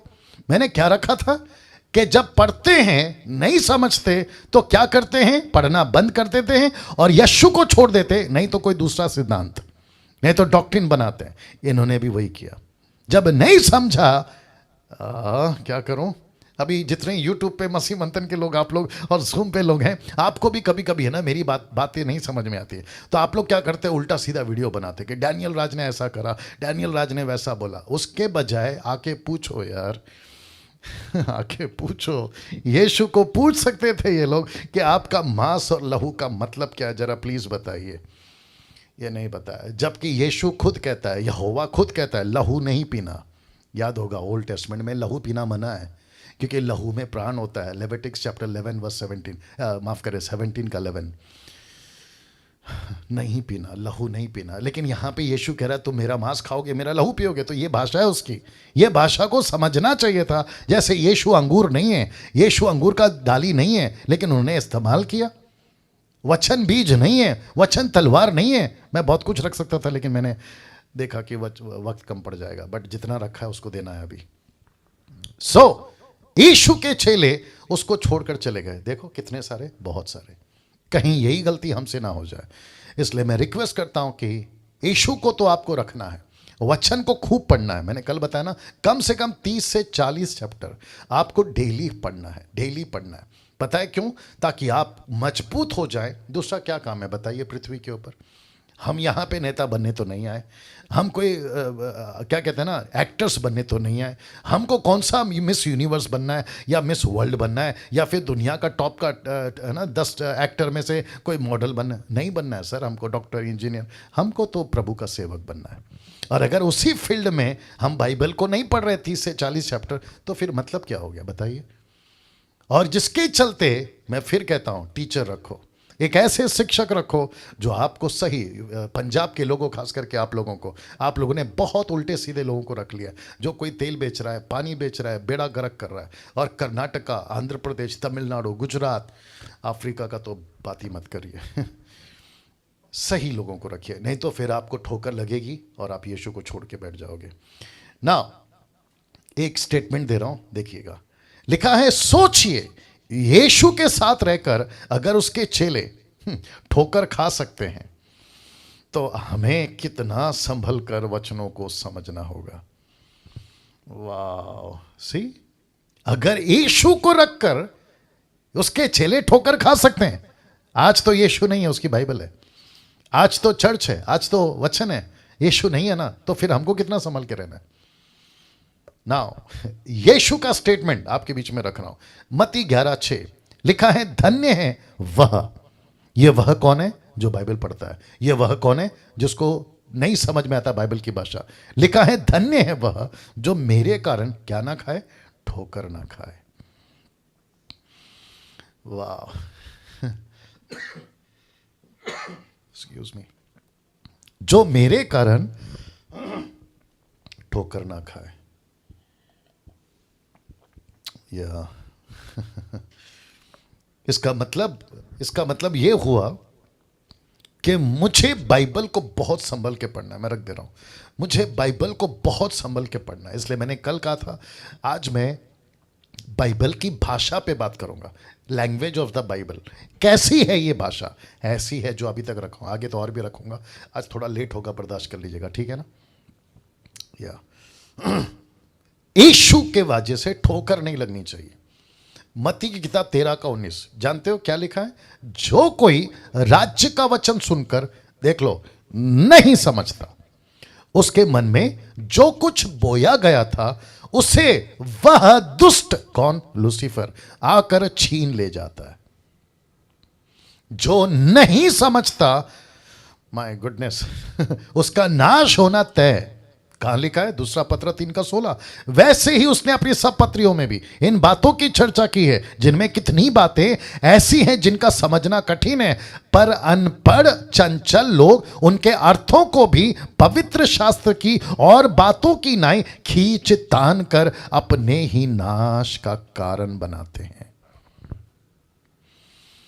हमको मूर्ति पूजा नाश नहीं कर रहा है, हमको शैतान नाश नहीं कर रहा है, हमको कोई और नाश नहीं कर रहा है, नशा नाश नहीं कर रहा है, पैसा नाश नहीं कर रहा है, हमारी खुद की अधूरी नॉलेज, हमारा खुद का अधूरा ज्ञान आज हमको नाश कर बैठेगा अगर ठीक से नहीं समझा बाइबल की भाषा को। तो यही तो लिखा है ना, दुष्ट आकर छीन ले जाता है। देखो, दुष्ट आकर छीन ले जाता है कब? अगर नहीं समझा तब। तो अच्छे अच्छे गए इसके अंदर, अच्छे अच्छे गए। माय गुडनेस, उंगलियों पे गिनेंगे हम। जब न्याय का दिन आएगा ना, तो हम जिसको टीवी पे देखते थे ना, वो नरक में मिलेगा। जिसको हम इंटरनेशनल प्रीचर बोलते थे ना, नरक में मिलेगा। हम जिसको इंटरनेशनल बिशप बोलते थे ना, नरक में मिलेगा। पता है क्यों? क्योंकि अच्छे अच्छे फेल हो गए। इसलिए पतरस बोल बैठा कि कई लोग अपने नाश का कारण बन जाएंगे, अपने नाश का कारण बन जाएंगे। ये चित्र देख लीजिए, फिर मैं बात करता हूं। लिखा है 3 levels ऑफ क्रिश्चियंस। मैं रिपीट करता हूं, 3 levels ऑफ क्रिश्चियंस। अंडरस्टैंडिंग आपको समझना होगा। क्या? एक है 100, दूसरा है 60 और तीसरा है 30। 3 levels of Christians understanding the concept of 100, 60 and 30। आपने पढ़ा होगा ना ये वाला वचन, जो अच्छी भूमि में बोया गया, यह वह है जो वचन को सुनकर समझता है और फल लाता है। कोई 100 गुना, कोई 60 गुना और कोई 30 गुना। मैं आपसे एक प्रश्न पूछ सकता हूं, क्या 30 वाला ठीक है? नहीं। क्या 60 वाला ठीक है? नहीं। लेवल कहां पर है पता है? 100। जब आप किसी नौकरी पे जाते हो ना, तो 30% वाला मार्क नहीं चलेगा, 60% वाला मार्क नहीं चलेगा। आपको कितना देना होता है पता है? 100। आप किसी भी फील्ड में जाओ। लेकिन यीशु यहां पे कहते हैं, यीशु क्यों कह रहे हैं पता है? क्योंकि ऐसे 3 तरह के क्रिश्चियन तब भी थे, ये 3 तरह के क्रिश्चियंस आज भी हैं। और ये 100 गुना, 60 गुना, 30 गुना। मैं आपको बताता हूं, अभी जूम पर भी है ना, आप लोग जो बैठे हैं ना, आप में भी कोई लोग 30 लोग हैं, 30% वाले। आप में से कोई 60 वाले और आप में से कोई 100 वाले हैं। लेकिन मुझे और यीशु को क्या चाहिए पता है? हमको चाहिए टोटल 100 गुना वाले। जो 100 गुना वाले होते हैं ना, वो क्या करते हैं पता है? 2 तिमोथी 2:15 को ठीक से हैंडल करते हैं। क्या लिखा देखो, जो सत्य के वचन को ठीक रीति से काम में लाता हो। ये 30% वाले, बहुत ध्यान से सुनना, गजब की बात बोल रहा हूं, ये 30% वाले परमेश्वर के वचन को हैंडल नहीं कर पाएंगे। ये 60% वाले भी ये परमेश्वर के वचन को हैंडल नहीं कर पाएंगे। आपको पता है कौन कर पाएंगे? सिर्फ 100 वाले, सिर्फ 100 वाले। अब आप सोचिए, आपकी लेवल कहां तक जानी चाहिए? आपकी लेवल जानी चाहिए 100 के लेवल पे। आपका क्या कहते हैं, एक्सपीरियंस बाइबल का, आपका अंडरस्टैंडिंग बाइबल का, आपको परमेश्वर के राज्य को समझने का लेवल 100 होना चाहिए। ना 30 चलेगा, ना 60 चलेगा, लेकिन हमको पूरा का पूरा 100 चाहिए ना। मैं समाप्ति पे भी आ रहा हूं और साथ में आपको यहां से आपको कौन से बताओ। अब ये तीसरा लेवल आ गया, ये 3rd लेवल है। कैसे, मैं आपको बताता हूं। अब आप सभी ये चित्र को एक बार देख लीजिएगा और साथ ही साथ ये पूछेगा यहां क्या क्या था, यहां क्या क्या था, मतलब यहां पे क्या क्या था या क्या क्या हुआ था, ठीक है ना। जो अलग भाषा में बातें हुई, जैसे कि सांप को बोला लेकिन वो शैतान था, स्त्री का बीज को बोला लेकिन वो यीशु था, राइट। जिसके चलते 3:15 मैं तेरे और स्त्री के बीच में बैर और तेरे वंश और उसके वंश के बीच में बैर उत्पन्न करूंगा।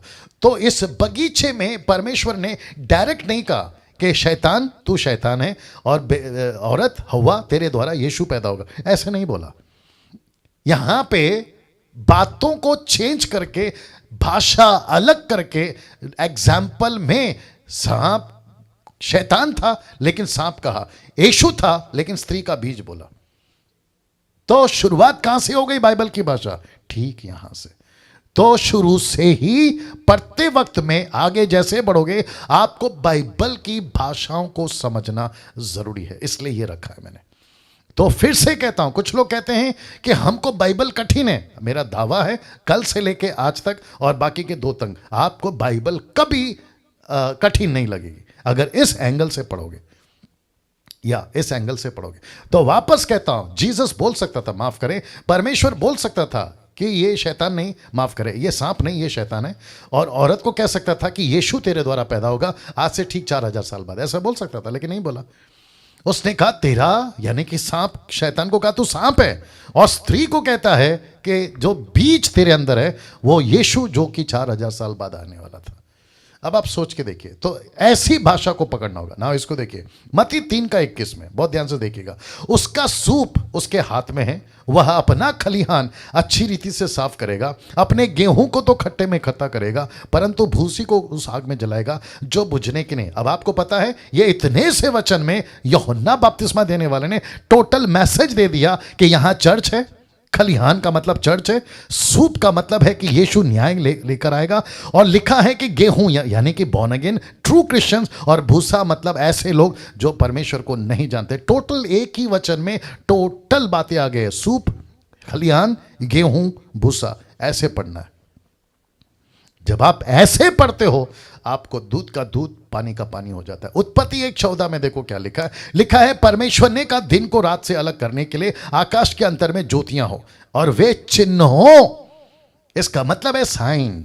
साइन इसको कहते हैं कि परमेश्वर ने शुरू में ही पृथ्वी को अंत करने का चिन्ह रख दिया था। जिस दिन सूरज काला होगा, जिस दिन चांद लाल होगा, जिस दिन तारे गिरने लगेंगे, जिस दिन पृथ्वी डोल उठेगी, समझ जाना कि यीशु आने वाला है। तो इसको कहते हैं कि चिन्ह। ये कौन सी भाषा है? ये बाइबल की भाषा है भाई। जबकि यहां क्या लिखना चाहिए था कि मैं सूरज बना रहा हूं अंत के दिनों के लिए, मैं चांद बना रहा हूं अंत के दिनों के लिए, मैं तारे बना रहा हूं अंत। ऐसा नहीं लिखा। कहता है कि आकाश में ज्योतियां रखूंगा ताकि वो चिन्ह के रूप में ठहरेंगी। जैसे यहूदियों ने पूछा हमको चिन्ह दिखा, तो यीशु कहता है योना को छोड़ मैं दूसरा चिन्ह नहीं बताऊंगा। योना का मतलब पता है ना, जिसके पेट में, माफ करें, मछली के पेट में योना था। फिर मूसा ने सांप को लटकाया, वो चिन्ह, यानी कि यीशु क्रूस पे लटकेगा। See the language of the Bible. क्या इतने मैच्योर हैं हम आज? क्या इतने परफेक्ट हैं हम आज कि ऐसी भाषाओं को हम टक टक करके पता लगा सकें और खुद को भी इक्विप कर सके, दूसरों को भी इक्विप कर सके। अब इसको देखिए 17 का 1 से 2 तक में। अब यहां पे क्या क्या देखिएगा, लिखा है फिर उसने अपने चेलों से कहा हो नहीं सकता कि ठोकरें ना लगे, परंतु हाय उस मनुष्य पर। यह मनुष्य कौन है? प्रभु का सेवक, जिसके कारण वे आती है, जो छोटों में से, छोटे मतलब कलीसिया की बात हो रही है, यीशु के लोगों की बात है, ठोकर खिलाता है, उसके लिए भला होता। लाल में जितना रखा है उसका मतलब कोई ना कोई है, ठीक है ना। भला होता, भला का मतलब क्या है? वो कभी पास्टर बनता ही नहीं क्योंकि गलत सिखा रहा है आजकल। वो कभी बिशप अगर बनता ही नहीं तो उसके लिए भला होता क्योंकि बिशप बनकर गलत सिखा रहा है। वो कभी अपोस्टल प्रॉफिट बनता ही नहीं क्योंकि उसके लिए भला होता क्योंकि आजकल उल्टा सीधा कर रहा है। लिखा है चक्की का पार्ट उसके गले में लटकाया जाता है, मतलब ये पाप से कभी छूटता नहीं क्योंकि चक्की का पार्ट बोझ दर्शाता है। लिखा है समंदर में डाल दिया जाता। इसका मतलब है समंदर बोले तो नेचुरल समंदर नहीं, बात हो रही है संसार की। वाह, सी ये है उसकी भाषा। कोई चक्की का पार्ट कभी किसी के गले में नहीं डाला गया, किसी को समंदर में नहीं छोड़ा गया। यह बात है परमेश्वर के लैंग्वेज की। इस तरीके से बात करता है ना। इसको देखिए 10 का 19 माफ करें, लूका 10 का 19। देखो मैंने तुम्हें सांपों, ब्रैकेट में शैतान और उसकी सेना, और बिच्छुओं को रौंदने का, शत्रु की सारी सामर्थ पर अधिकार दिया है, किसी वस्तु से तुम्हें कुछ घटी नहीं। बिच्छू किसको बोल रहा है पता है? दुष्ट आत्मा को। सांप किसको बोल रहा है पता है? शैतान और उसकी सेना। ये उसकी लैंग्वेज है। क्या कभी पता लगाया था? ऐसे पढ़ना है। अब इसको देखिए बहुत तैयार हो जाइएगा। आपने कभी ये चित्र जिसको कहते हैं the old skin and the new skin and the old wine and the new wine कभी सुना था?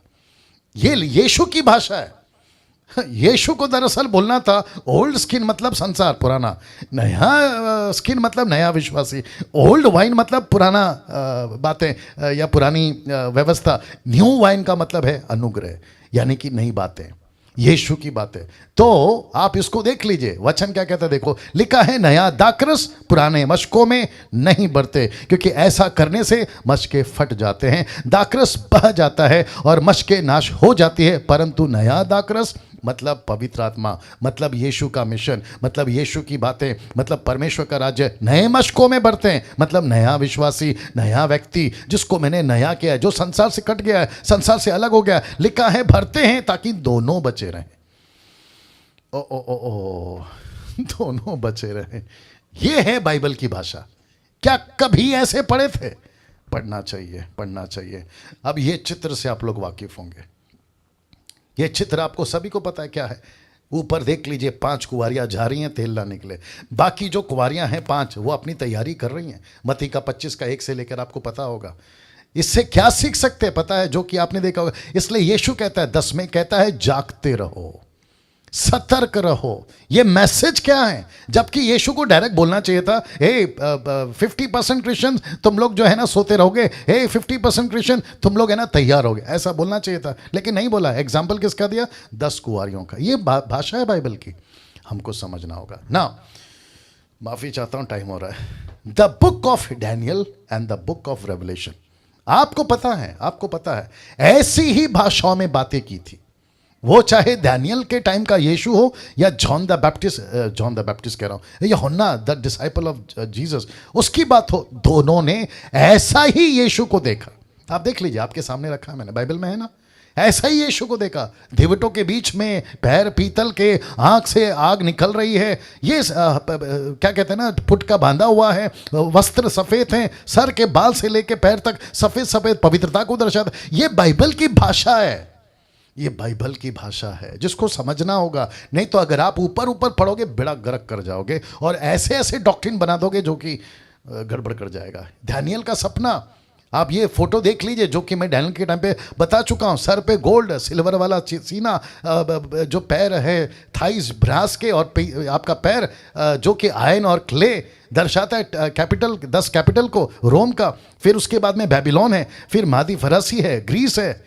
ये सब किस पे बात कर रहा है? इसको कहते हैं बाइबल की भाषा, इसको कहते हैं लैंग्वेज ऑफ द बाइबल। क्या नहीं समझना चाहिए? समझना चाहिए।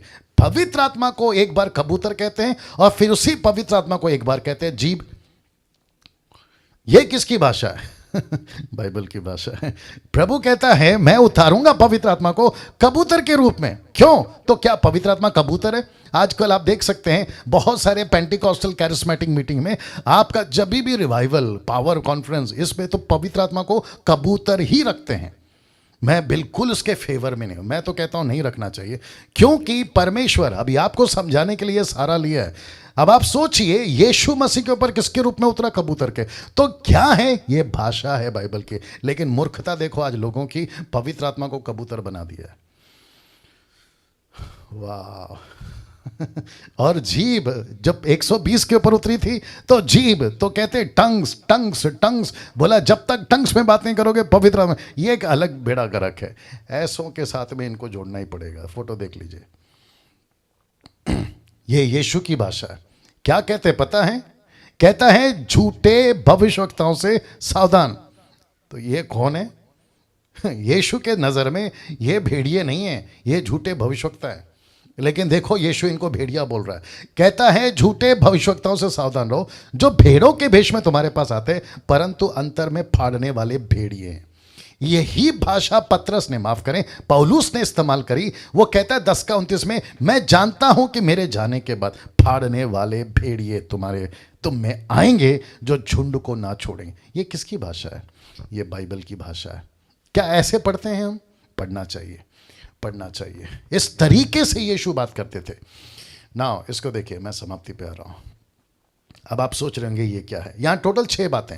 कितनी बातें? 6 बातें। मैं रख देता हूं। सबसे पहला लिखा है, यदि कोई उस नींव पर सोना चांदी बहुमूल्य पत्थर, ये हो गया ऊपर जो लिख रहा है, सोना चांदी और डायमंड्स, ये हो गया। बट नीचे क्या लिखा है मालूम है? काट घास फूस, ये है जो जल रहा है ना, क्योंकि पवित्र आत्मा आएगा, न्याय आएगा, इन सब को जलाएगा। लेकिन बचेगा क्या पता है? सोना चांदी हीरा। ये क्या है? मिनिस्ट्री। ये क्या है? मिनिस्ट्री। तो एक्सक्यूज मी, आज हम नहीं दिखते सोना, लेकिन हमारी मिनिस्ट्री सोने जैसी। आज हम नहीं दिखते चांदी, लेकिन हमारी मिनिस्ट्री चांदी जैसी। आज हम नहीं दिखते डायमंड, लेकिन हमारी मिनिस्ट्री डायमंड जैसी है।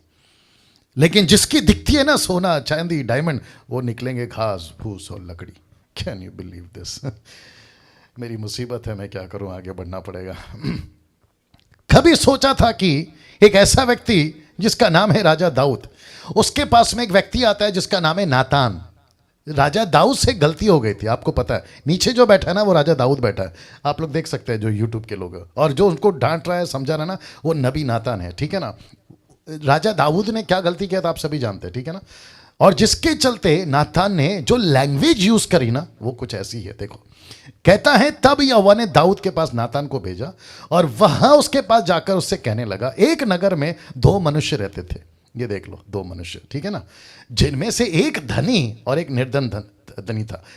निर्धन था। धनी के पास तो बहुत सी भेड़ बकरियां और गाय बैल थी। और फिर उसके आगे लिखा है कि जब पार्टी का टाइम आया, क्योंकि उसके घर में रिश्तेदार आए थे, तो जिसकी एक थी ना, दोस्त ने क्या किया पता है, जिसके पास बहुत थी उसमें से नहीं लिया, लेकिन बेचारी जिसके पास एक थी उसका ही उसने कत्ल कर दिया और पार्टी किया। ऐसी भाषा किसकी है? जबकि नातान को आके क्या बोलना चाहिए था, दाऊद तूने गलती किया, दाऊद तूने किसी और की पत्नी के साथ गलत काम किया। ये भाषा नहीं बोला, उसने लैंग्वेज चेंज किया है। क्यों? ताकि हम सीखें, समझे। तो वापस कहता हूं कि बाइबल को समझने के लिए, बाइबल की भाषा को समझने के लिए आपको सही अगुवे, लीडर चाहिए। ये फोटो देख लीजिए। अब आपको अगर जितना दिख रहा है, आप अगर आप देख सको, दो पेड़ हैं जैतून के और दो गवाह हैं। अब इसको बाइबल देखो क्या बोल रही है, और मैं अपने दो गवाहों को यह अधिकार दूंगा कि टाट ओढ़े हुए 1360 दिन तक, यानी कि 3.5 साल तक भविष्यवाणी करे। फिर उसका वचन आगे कहता है, ये वही जैतून के दो पेड़, दो दिविट जो पृथ्वी के प्रभु के सामने खड़े रहते हैं। दरअसल ये लोग कौन है? एक तो पक्का है हनोक, दूसरा होना चाहिए एलिया या मूसा। मैं इसमें मेरे को कंफर्म नहीं है, इसलिए मैं 3 नाम ले रहा हूँ, बाकी प्रभु जाने, और जब आएगा तब जानेंगे, ठीक है ना। ये कौन सी भाषा है यार? ये बाइबल की भाषा है। कैसे परमेश्वर बोल सकता है जैतून के दो पेड़? कैसे बोल सकता है कि ये दो गवाह हैं? और देखो ऐसा ही कुछ दृश्य स्वर्ग में दिखता होगा, ऐसे ही कुछ। तो ये किसकी भाषा है? कौन समझे? जो मसीह के पवित्र आत्मा के सेवक भरे हुए, जो सही शिक्षा देने के लिए मसीह के ध्येय में रखें, वे बता पाएंगे। तो ऐसे वचनों के भाषाओं का ज्ञान आपको होना जरूरी है। अगर ये नॉलेज नहीं है, आप अपनी अलग अलग डॉक्ट्रिन बना दोगे। मैं वापस